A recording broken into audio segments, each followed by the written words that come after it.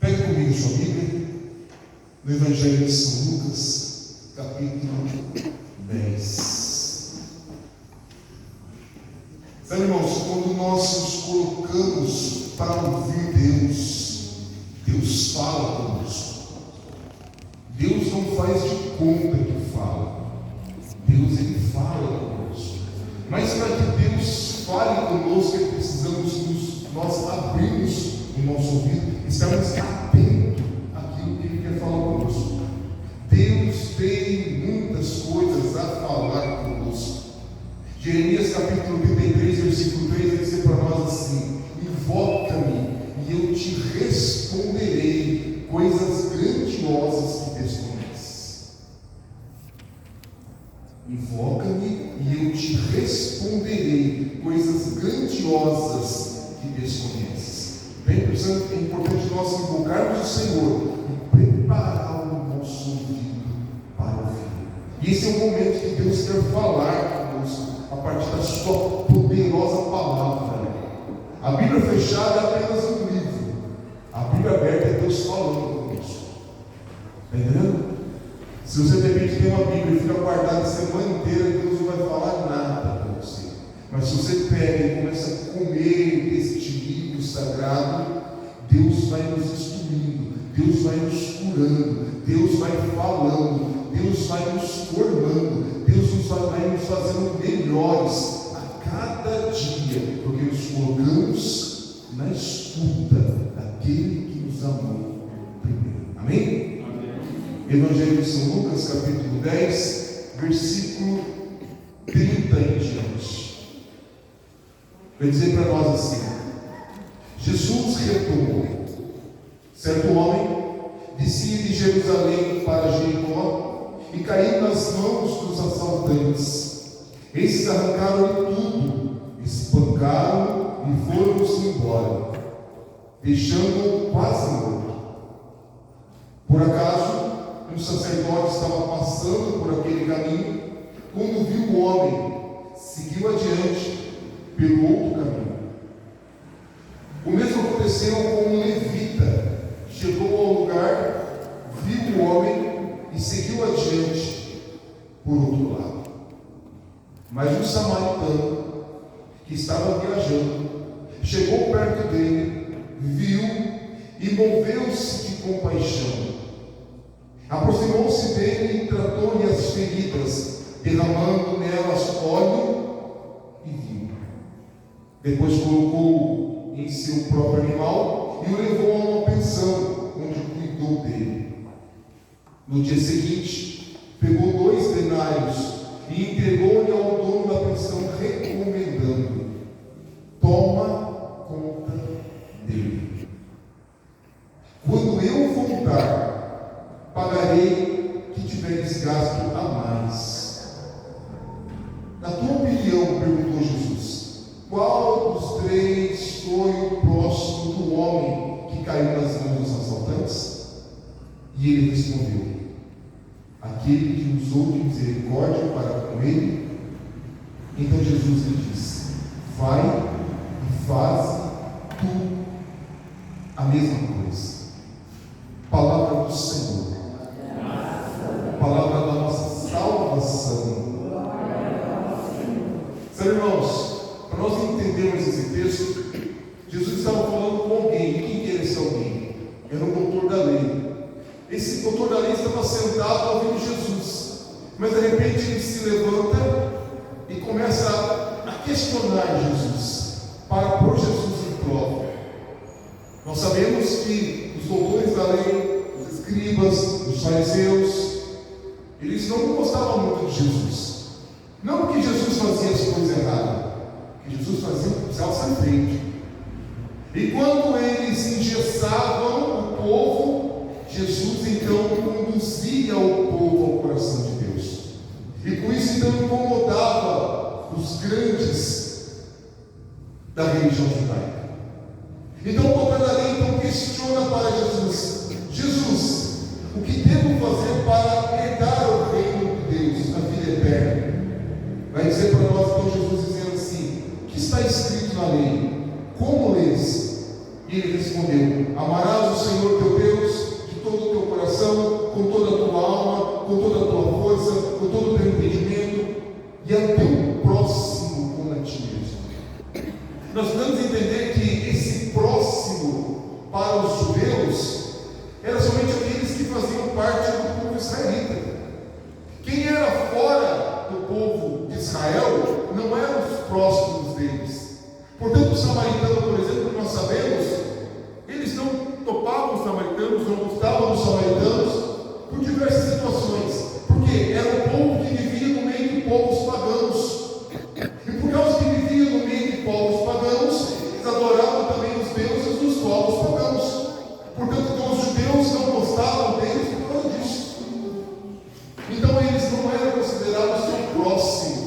Próximo deles é somente os compatriotas, aqueles que eram do povo judeu, aqueles que eram do povo de Israel.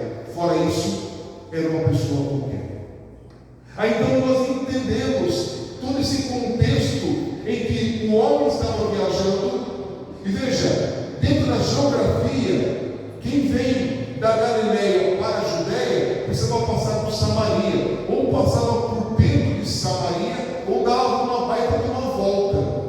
Para passar por dentro de Samaria, eles iam se juntar ao povo samaritano, que eles não gostavam muito. Então, para evitar de cruzar com eles, eles tinham que dar a volta, que era uma viagem muito longa, que precisava carregar bagagem, dinheiro, porque não tinha como levar alimento, muitas vezes.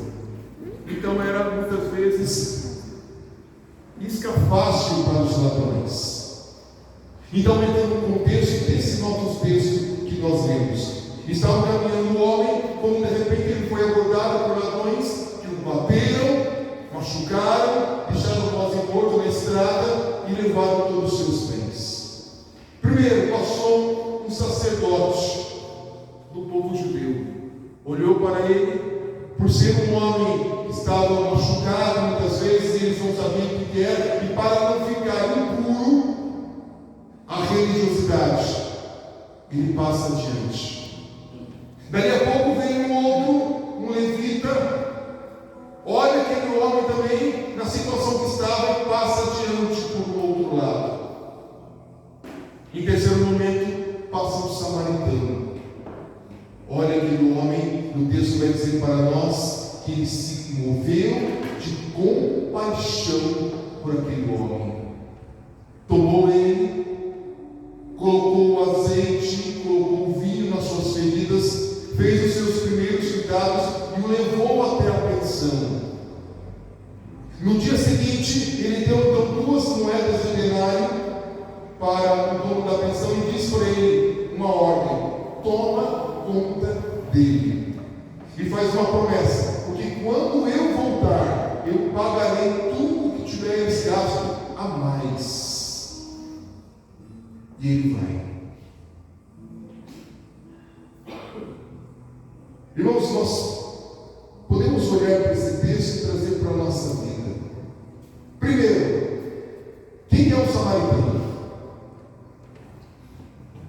Se olharmos para um olhar cristológico, esse samaritano é Jesus, que veio, cuidou de nós e agora pede para que cuidemos dos outros. Ele primeiro veio até nós, cuidou das nossas feridas, derramou azeite. E o que é o azeite? O Espírito Santo. Derramou vinho. E o que é o vinho? A Eucaristia. Cuidou de nós, das minhas feridas, das suas feridas. E agora ele vai falar para mim e para você: vai e faz tu a mesma coisa. Porque quando eu voltar, eu vou restituir, vou retribuir tudo que tiveres feito a mais. Veja, na primeira comissão nós passamos de machucados, de marginalizados, machucado pelo mundo, maltratado pelo mundo, mas Jesus veio, curou as nossas feridas. E de machucados, nós passamos a ser dono da pensão, que vai acolher todos quanto vierem a nós. Vocês estão entendendo o que Jesus quer falar para nós nessa noite? Enquanto muitos lá fora estão machucados pelo mundo, irmãos, eu quero te dizer uma coisa: o mundo não tem dó. Não tem dó. Assim como os assaltantes, eles não tiveram dó. Eles não se preocuparam: quem é esse homem? Eles só chegaram, bateram, espancaram, machucaram, roubaram tudo que tinha. E eu penso até que a roupa no corpo deixou talvez ele quase nu ou totalmente nu, machucado, quase morto. E se não era o samaritano a passar, aquele homem teria morrido. Se de repente não é Jesus passar na sua vida, você não estaria hoje. Se não é Jesus ter passado no seu caminho, num momento crucial, no momento que você estava quase morto, você não estaria hoje. Sabe lá onde você estaria, ou de repente nem estaria mais nessa terra. Mas Jesus passou no seu caminho. De repente passou um, olhou para você e nem se importou. De repente passou outro, olhou para você e nem se importou. Mas Jesus passou no seu caminho, olhou para você e moveu-se de compaixão na situação que você estava. Cuidou das suas feridas, cuidou das suas machucaduras, cuidou e ainda continua cuidando. Porque veja, se derramou o óleo e vinho, e o óleo para nós é o Espírito Santo, e o vinho é a Eucaristia, sinal que ele tem cuidado de nós.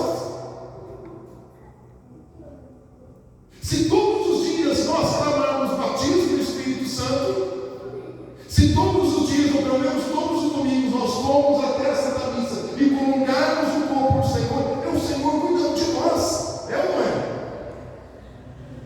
E o Senhor vai falar: se eu cuido de vós agora, seja para os outros instrumento de cuidado. Se eu cuido de você, se eu cuidei de você, das suas feridas, no momento que você mais estava precisando, eu fui o samaritano na tua vida, seja também o samaritano na vida dos outros.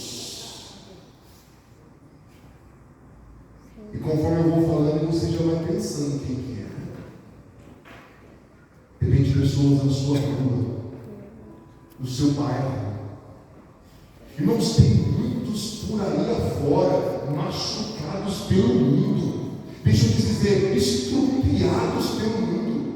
Eu falo com a minha esposa hoje, que eu vi ontem, acho que foi ontem mesmo, no centro da cidade, um menino com uma camiseta do Cristo, eu nem sei de onde que é, um menino, já é um homem já, mas totalmente embriagado. E eu olhei para ele e fiquei pensando: meu Senhor, é um filho de Deus. É um filho de Deus. É um filho de Deus que foi batizado. É um filho de Deus que recebeu a primeira Eucaristia. É um filho de Deus que recebeu o Cristo, porque estava na mesa do Cristo, passou por toda essa etapa, sendo maltratado pelo mundo, sendo machucado pelo mundo, sendo marginalizado. O que é ser marginalizado? É viver à margem da sociedade. Isso é marginalizado. Aquele homem que foi assaltado, ele estava à margem da estrada, à margem da sociedade. Ninguém queria saber dele. A religião na época não quis saber dele. Mas passou um estrangeiro, um que era também mal visto, se compadeceu. O que é ter compaixão? O que é ter compaixão? O que é se compadecer? É sofrer junto. Foi e eu olhei para aquele rapaz ontem e eu fiquei olhando: Senhor, é filho de Deus, maltratado pelo mundo, um filho de Deus que recebeu todos os sacramentos, mas ainda não experimentou o amor de Deus. Aquele homem que foi assaltado, ele experimentou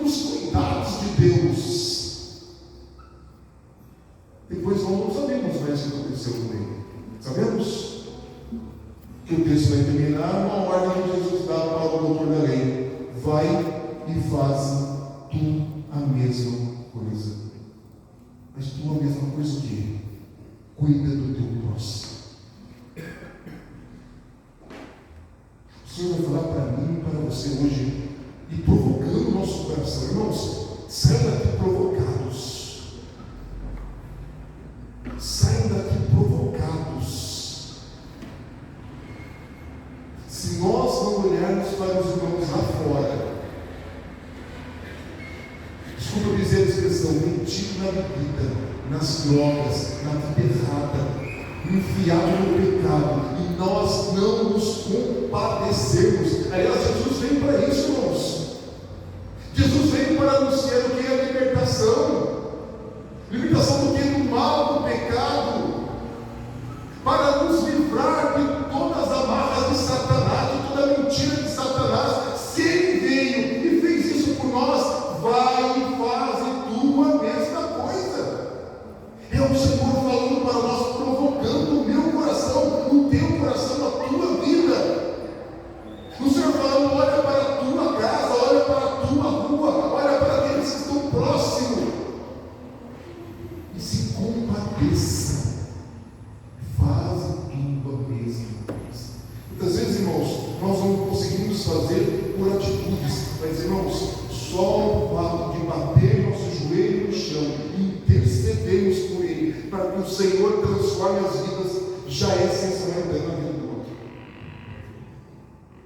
Já é ser samaritano, porque eu estou me importando, porque a minha vida está sendo incomodada, não incomodando porque ele me faz mal, me incomodando na situação que ele está, porque quando ele morreu, o que vai ser dele? Está entendendo a verdade? Se aquele homem morresse na estrada e não fosse o samaritano passarinho morresse, o que seria dele? Ele talvez não tenha experimentado, talvez não tenha experimentado os cuidados que ele precisava. Se as pessoas que estão lá fora, jovens, adultos muitas vezes, nós não tivermos pessoas que rezem pelo menos para que Deus intervenha na vida deles, como que eles vão experimentar o amor de Deus? Eu quero te dizer uma coisa: nós iremos ser cobrados por isso, e muito mais a partir de hoje, porque quando você não sabe, você não tem culpa. Mas a partir da hora que eu entendo que o Senhor vem falar para mim, primeiro, dentro desse texto são 3 ordens. Vai dizer para nós, versículo 28, faze isso, seguido de uma promessa, e viverás. Segunda ordem, toma conta dele. E a terceira e última ordem, vai e faz tu a mesma coisa. Onde você estava antes de você vir para a igreja? Quando eu digo onde você estava, eu digo hoje, antes de você se arrumar e vir para o grupo de oração. Onde você estava antes de experimentar o amor de Deus na tua vida? Onde você estava antes de receber o cuidado do bom samaritano que é Jesus? Onde você estava? É de lá que o Senhor te tirou. Agora eu quero te dizer uma coisa: o Senhor quer te mandar também, talvez, para lá, para que outros também sejam cuidados por Deus. Irmãos, isso é ser além, sabe? Isso é se deixar ser conduzido pelo Espírito Santo. Nós que, graças a Deus, somos batizados no Espírito Santo, nós que muitas vezes vamos à missa, e se você ainda não entendeu, quando o padre dá a bênção e como há a despedida, ide em paz, e o Senhor vos acompanhe, não é somente uma despedida para você voltar para a sua casa, é um envio. É um envio. Ide, é um ide, que vai dizer para nós lá em Marcos capítulo 16, ide por todo mundo, ide por todo mundo, todos aqueles que estão na periferia, entre por todos aqueles que precisam do meu cuidado, entre por todos aqueles que precisam experimentar do meu amor, entre por todos aqueles que precisam ser salvos, entre por todos aqueles que precisam ser alcançados, assim como eu e você fomos alcançados. Ide em paz, e o Senhor vos acompanhe na missão. É muito bonito eu vir, pregar e falar, e cada um aqui vinha aqui na frente, Cezinha vinha conduzir, a Celinha vinha conduzir, os irmãos tocando, e gente aqui no grupo de oração, e levanta a mão e ora. Beleza, está tudo muito bom, tudo muito bonito lá fora. É lá fora. É lá fora que existem muitos viajantes que estão jogados às margens, precisando ser cuidados pelo Senhor através de mim e de você. Depende da sua casa. Sabe aquela pessoa que há muito tempo que você não abraça? Pois é, essa pessoa, o Senhor vai falar para você esta noite: vai e faz a mesma coisa. Sabe que um abraço pode salvar a vida de uma pessoa? Deixa eu dizer uma coisa. Eu trabalho como motorista de aplicativo. É minha única renda. Além da minha esposa que trabalha também, mas eu como provedor da casa, é minha única renda.